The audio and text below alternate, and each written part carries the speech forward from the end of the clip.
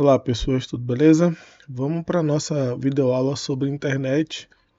Vou dividir essa aula aqui em alguns módulos para que a gente consiga, sem se estender muito, dar conta do conteúdo, até para que vocês possam revisar e se preparar melhor e tirar dúvidas, tá bom? Então vamos lá, vou começar pelo aspecto da internet aqui. Eu estou com o meu navegador, esse é o Microsoft Edge, tá? Mas poderia ser o Google Chrome, o Mozilla Firefox, o Safari, o Opera, tá? Qualquer um desses. Eles têm características bem semelhantes e a gente vai explorar um pouco disso aqui agora. Então vamos lá. Na parte superior, do lado esquerdo, eu estou com uma tela privada aqui, então aparece aqui em Private, mas se não fosse a tela privada não apareceria isso, tá? Vamos lá. Então o que eu tenho aqui? Aqui nessa aba, então veja que ele divide em abas. A primeira aba eu tenho aqui um ícone, que a gente chama de favicon, e o título dessa aba, dessa página aqui. Essa página toda, ela recebe o título Google, tá? Então a gente faz isso no código lá, dá o nome e coloca o ícone que a gente quer como referência. Né? A gente aprende isso nas aulas de internet de programação web, que não é o caso de vocês. Além disso, então, como vocês podem ver, a gente consegue criar novas abas ao clicar no mais que tem ao lado da aba que está aberta. A aba aberta, ela pode ser programada para abrir já automaticamente no aba desejada. A gente faz isso em configurações. Mas voltando à questão das abas, então tem várias abas aqui. E eu posso mover, inclusive, a ordem dessas abas. Eu posso reposicionar essas abas. E aqui agora, se eu clicar com o botão direito sobre essa aba que está em destaque aqui, eu posso ter a opção de fechar outras guias, né? Ele chama de aba, de guia. Isso varia, mas o efeito é o mesmo. Alguns navegadores vão oferecer a opção de não fechar outras guias, mas fechar as guias à esquerda. E aí ele fecha todas as outras. Se eu fechar as outras guias aqui, ele mantém só essa aberta. Então é uma forma de otimizar o nosso trabalho. O que a gente tem então depois disso? Aqui à esquerda, ele mostra as setas de avançar e retornar.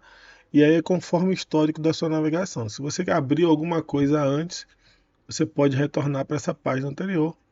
Se você avançou para uma página e voltou, você pode avançar de volta para a página que você estava, porque ele guarda o seu histórico.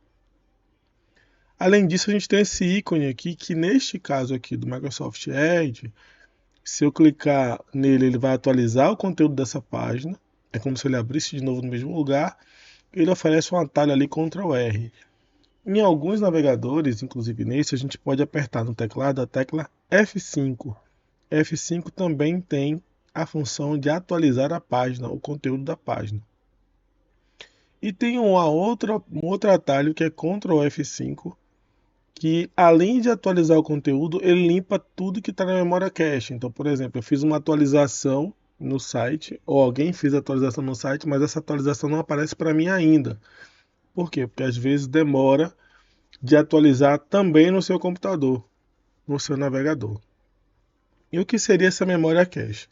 Bom, o computador, como vocês sabem, seja ele notebook, desktop ou inclusive celular, eles têm memória, que é a memória temporária, né, que armazena temporariamente as informações. O navegador, ele pega parte dessa memória e reserva para ele. Para quê? Para que ele salve algumas páginas e alguns conteúdos, como imagens, vídeos que você acessou e que provavelmente você vai acessar de novo.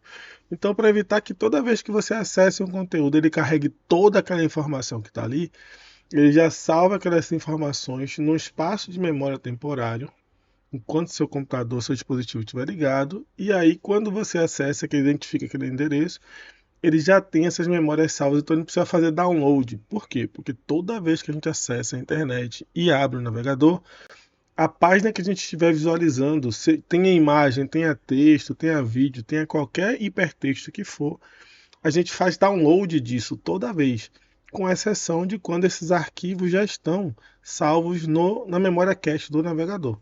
Então, por isso que é mais rápido. Se você limpar o histórico do seu navegador, ou limpar os cookies do navegador, ou limpar a memória cache do navegador, está tirando todas as informações que já estão pré-carregadas ali. Então, o normal é que demore um pouco mais de abrir o seu navegador, porque ele vai fazer download de todas as informações novamente, tá bom? Bom, para além disso, a gente tem aqui então essa área aqui, ó, que eu vou selecionar. Esse campo aqui, todo esse campo a gente chama de barra de endereços, que é diferente desse campo aqui de baixo, ó, do Google. Esse campo é a área de busca do Google. Este campo é a barra de endereços do Google. Então, se eu quiser pesquisar o endereço e tiver o endereço completo, como esse aqui, https://www, e colocar aqui embaixo, ele não vai ter o mesmo efeito da pesquisa em relação a se eu colocasse aqui em cima. Então, quando eu tenho o endereço completo, eu coloco na barra de endereços. Quando eu quero pesquisar por alguma coisa para achar o endereço completo, aí eu coloco na área de busca do navegador. Tá? Então, isso é uma diferença importante e que algumas pessoas, quando fazem isso, não conseguem obter o mesmo resultado. E aí, um outro ponto importante, que eu acabei de falar, HTTPS, HTTP e HTTPS são protocolos que definem o tipo do conteúdo que está sendo carregado, o tipo do arquivo, para que o navegador faça essa leitura e interprete essa informação na tela. Então, qual é a diferença do HTTP para o HTTPS? Tá aqui, ó, a gente pode ver que com o HTTP ele vem também com cadeado. Às vezes o cadeado está verde, às vezes vem com o nome inclusive. O que significa isso? Que esta página ela é uma página com certificado de criptografia, ou seja, os dados aqui estão criptografados. Que dados são esses? Observem aqui à direita que eu tenho um botão de fazer login. Então esta página vai abrir um formulário para que eu insira meu e-mail e a minha senha e faça login. Então toda vez que eu insiro o e-mail e a senha ali, esta página vai embaralhar todas essas informações e vai enviar para o servidor para verificar no banco de dados se de fato eu sou a pessoa que eu digo ser, que se eu tenho autorização para acessar o meu ambiente logado lá. Então, o que acontece? A página faz o embaralhamento desses dados, que a gente chama de criptografia, e envia isso para o servidor. Quando ele envia, ele vai passar numa rede de internet. E essa rede ela pode ser interceptada por qualquer usuário que tenha experiência nisso. Essa pessoa tentar capturar esses dados. Como os dados estão criptografados, mesmo que ela capture os dados, ela não vai ter a chave de descriptografia. Então ela não vai saber decodificar essa informação para poder ler os dados que foram passados lá. Isso é muito comum com sites e páginas que tenham dados sensíveis. Então, toda vez que você tem um dado sensível que você vai enviar para um servidor, vai fazer uma verificação na internet, deve-se utilizar o recurso de criptografia. Então, você tem no servidor um certificado de segurança instalado lá. Páginas comuns, que têm informações comuns, que não vai fazer login nenhum e que não vai ter nenhum tipo de risco, né, em relação aos dados do usuário, não precisam ser criptografadas. Então vocês vão ver páginas criptografadas geralmente aonde vocês têm a possibilidade de enviar ou receber dados sensíveis, tá? Bom, aqui à direita eu tenho os ícones, né, que vão variar conforme o navegador, porém o mais comum deles são esses três pontinhos mais à direita.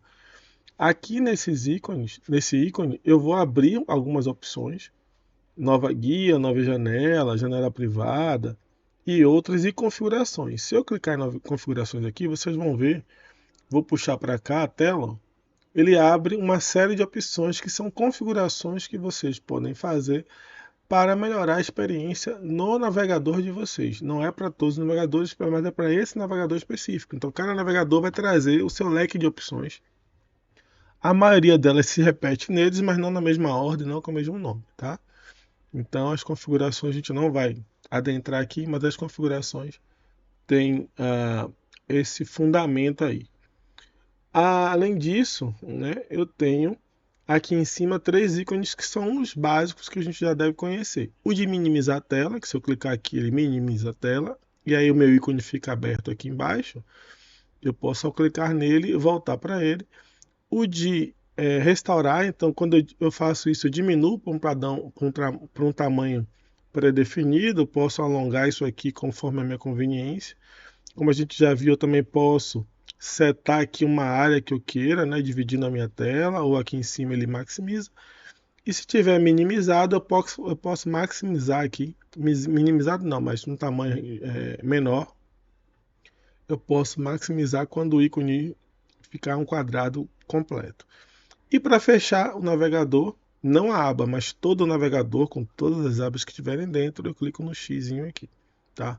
Então, em relação à navegação da internet, utilizando qualquer navegador, esses são os conteúdos padrões aqui, padrão, né?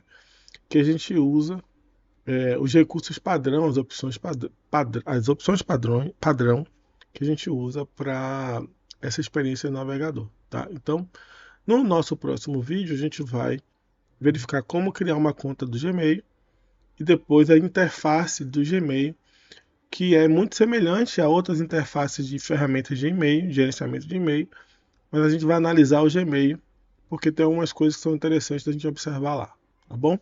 Então é isso, um abraço para vocês, tchau.